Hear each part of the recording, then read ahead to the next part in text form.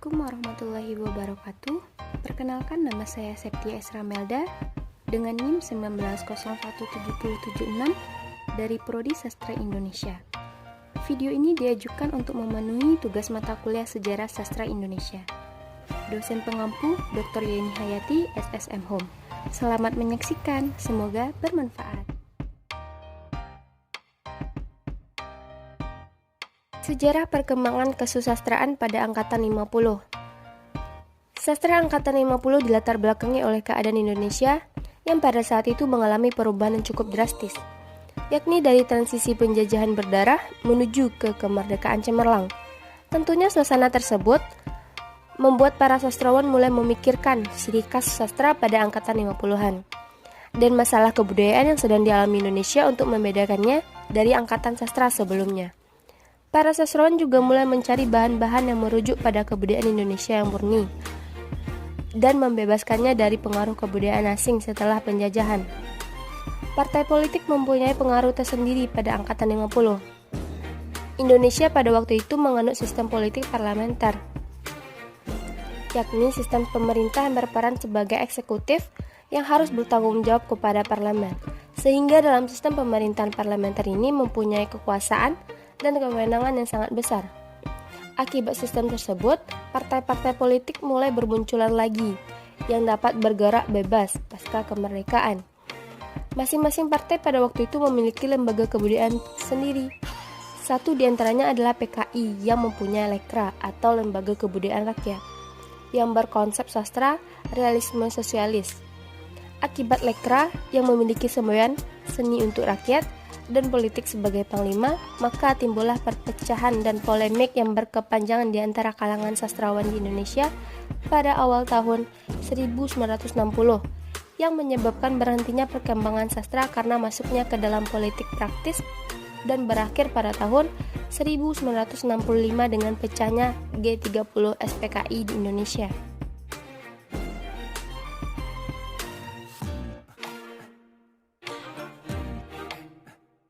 Sastra majalah. Sejak tahun 1953, Balai Pustaka kedudukannya tidak menentu. Penerbit ini berkali-kali mengalami perubahan status.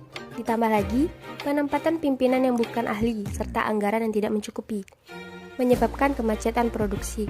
Oleh karena itu, aktivitas sastra terutama hanya dalam majalah-majalah seperti Gelanggang atau Siasat, Mimbar Indonesia, Zenit, dan Pujangga Baru. Karangan-karangan yang dapat dimuat pun akhirnya hanya dalam bentuk sajak, cerpen, dan karangan lain yang tidak begitu panjang sesuai kebutuhan majalah. Para pengarang pun lebih produktif berkarya di sektor tersebut. Keadaan seperti itu menyebabkan munculnya istilah sastra majalah, yang pertama kali dipopulerkan oleh Nugroho Noto Susanto dalam tulisannya Situasi 1954 yang dimuat di majalah yang dipimpinnya, Kompas. Para pengarang setelah Angkatan 45 menghadapi kenyataan-kenyataan yang tidak menguntungkan kehadirannya. Meskipun mendapat tempat di halaman-halaman majalah, ruang kreativitas mereka tetap terbatas, terutama untuk mencari identifikasi diri dan kawan-kawannya. Hal itu disebabkan oleh redaksi majalah-majalah pada saat itu dipimpin oleh para pengarang Angkatan 45. Majalah kisah yang eksis pada 1953 hingga 1956 memiliki peranan cukup besar karena banyak pengarang yang muncul dalam periode ini mengumumkan tulisan-tulisannya yang berawal dalam majalah ini. Selain itu, terdapat majalah mahasiswa Kompas yang setelah dipimpin oleh Noto Susanto yang banyak memberikan perhatian kepada persoalan-persoalan dan karya-karya sastra. Kemudian, ada majalah prosa pimpinan Najib Rosidi, Ruangan Kebudayaan Genta dalam majalah Merdeka Asuhan, SM Ardan, majalah seni, majalah konfrontasi, majalah cerita, majalah budaya, serta beberapa majalah yang sudah lama seperti Mimbar Indonesia, Gelanggang atau Siasat, dan Indonesia.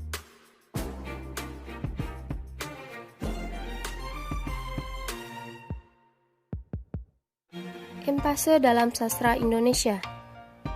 Pada tahun berikutnya, tahun 1953, di Amsterdam diselenggarakan sebuah simposium tentang kesusastraan Indonesia.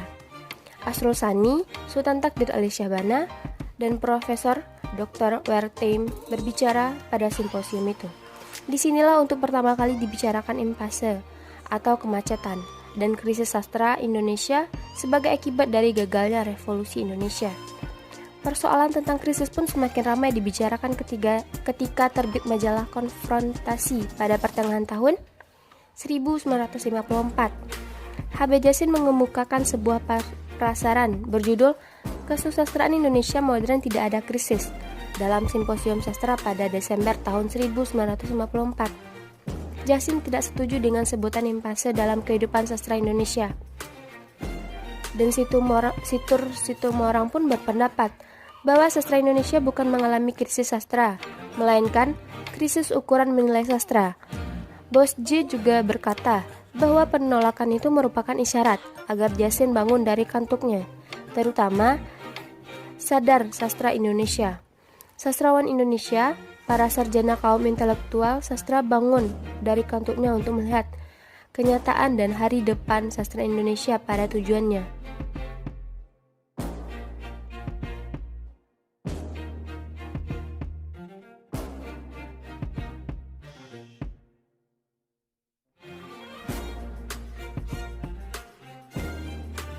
Pengarang pada angkatan 50. Yang pertama ada W.S. Rendra, lahir pada tanggal 7 November 1935 di Solo. W.S. Rendra adalah sastrawan berkebangsaan Indonesia. Sejak muda, dia menulis puisi, skenario drama, cerpen, dan esai sastra di berbagai media massal. Ia pernah mengenyam pendidikan di Universitas Gadjah Mada, dan dari perguruan tinggi itu pula lah dia menerima gelar doktor honoris causa.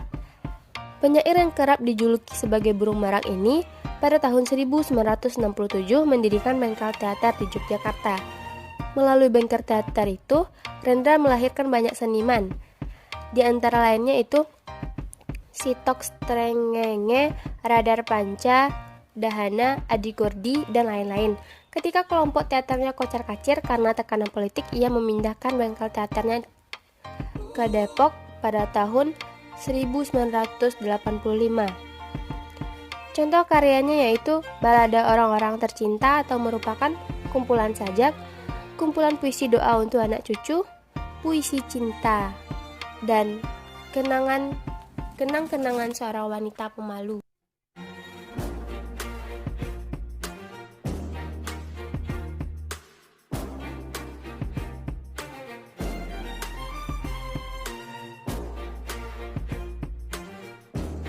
Yang kedua itu ada Ajib Rosidi, lahir pada tanggal 31 Januari 1938 di Jatiwangi, Majalengka, Jawa Barat.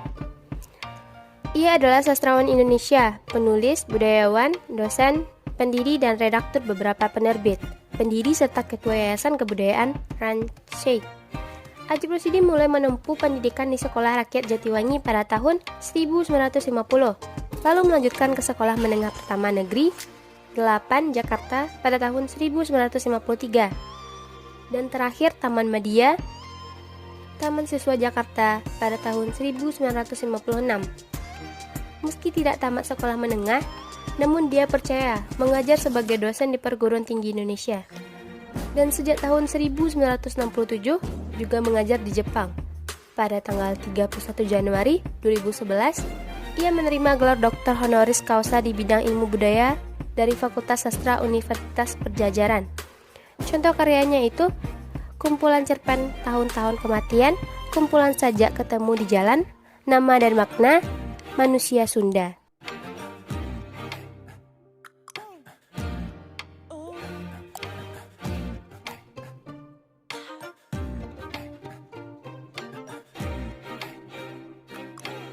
Yang ketiga yaitu ada A.A. Nafis yang lahir pada tanggal 17 November 1924 di Kampung Jawa, Padang Panjang, Sumatera Barat. Ia adalah seorang sastrawan dan budayawan terkemuka di Indonesia yang lebih dikenal dengan nama A.A. Nafis. Ia menjadikan menulis sebagai alat dalam kehidupannya. Karya yang terkenal adalah cerita pendek Robohnya Surakami. Nafis sang pencemooh adalah sosok yang ceplas-ceplos, apa adanya. Kritik-kritik sosialnya mengalir apa adanya untuk membangunkan kesadaran setiap pribadi agar hidup lebih bermakna. Ia selalu mengatakan yang hitam itu hitam dan yang putih itu putih. Ia amat gelisah melihat negeri ini digerogoti para koruptor. Pada suatu kesempatan ia mengatakan kendati menulis adalah alat utamanya dalam kehidupan. Tetapi jika dikasih memilih, ia akan pilih jadi penguasa untuk menangkapi para koruptor. Walaupun ia tahu risikonya, mungkin dalam 3 bulan, ia justru akan duluan ditembak mati oleh para koruptor itu.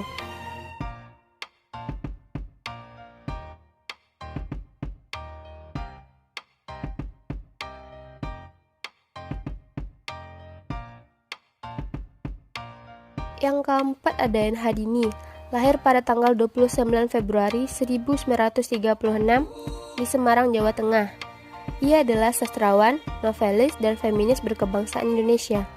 Dan ia meninggal pada tanggal 4 Desember 2018 di Semarang, Jawa Tengah pada umur 82 tahun. Contoh karyanya yaitu Hati yang Damai, Pada Sebuah Kapal, Pertemuan Dua Hati, dan Keberangkatan.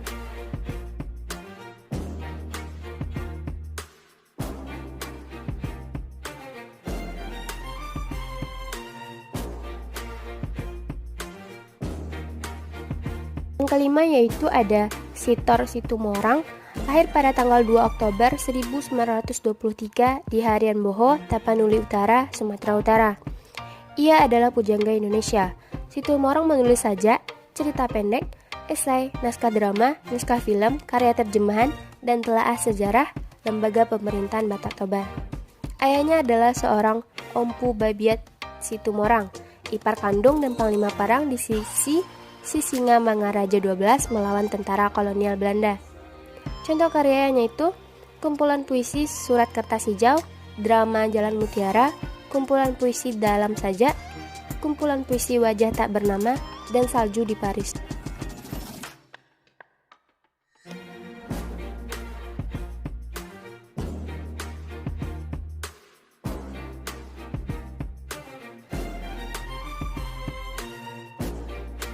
Yang ketiga yaitu Pramudia Ananta, lahir pada tanggal 16 Februari 1925 di Blora, Jawa Tengah.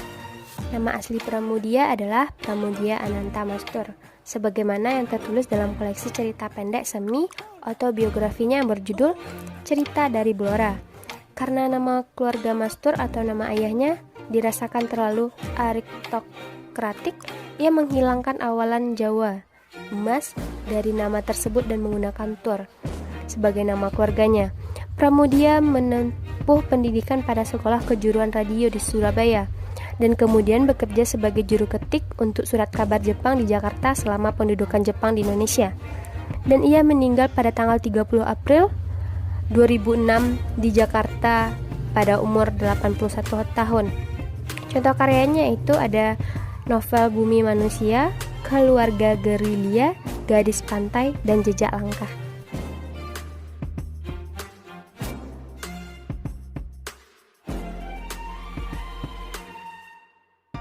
Karakteristik angkatan 50-an. Yang pertama ada corak karya cukup beragam karena pengaruh faktor politik atau ideologi partai. Yang kedua, gaya epik atau bercerita berkembang dengan berkembangnya puisi cerita balada dengan gaya yang lebih sederhana dari puisi lirik. Yang ketiga ada gaya ulangan mulai berkembang meskipun sudah dimulai oleh angkatan 45. Yang keempat, gaya mantra mulai tampak balada-balada. Yang kelima, gaya puisi liris pada umumnya masih meneruskan karya gaya angkatan 45. Dan yang keenam, gaya slogan dan retorik makin berkembang. Perbedaan angkatan 45 dengan angkatan 50. Angkatan 45. Yang pertama, bebas, artinya tidak berhubungan dengan masalah adat istiadat, tidak tertuju pada suatu aturan. Yang kedua, realistik, artinya menceritakan sesuatu yang terjadi dalam kehidupan sehari-hari.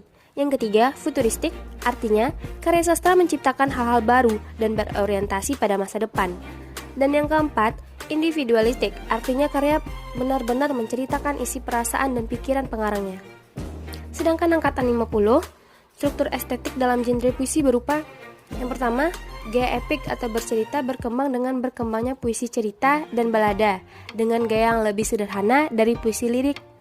Yang kedua, gaya mantra mulai tampak pada balada-balada. Yang ketiga, gaya ulangan mulai berkembang Yang keempat, gaya puisi liris pada umumnya masih meneruskan gaya angkatan 45. Dan yang keenam, gaya slogan dan retorik.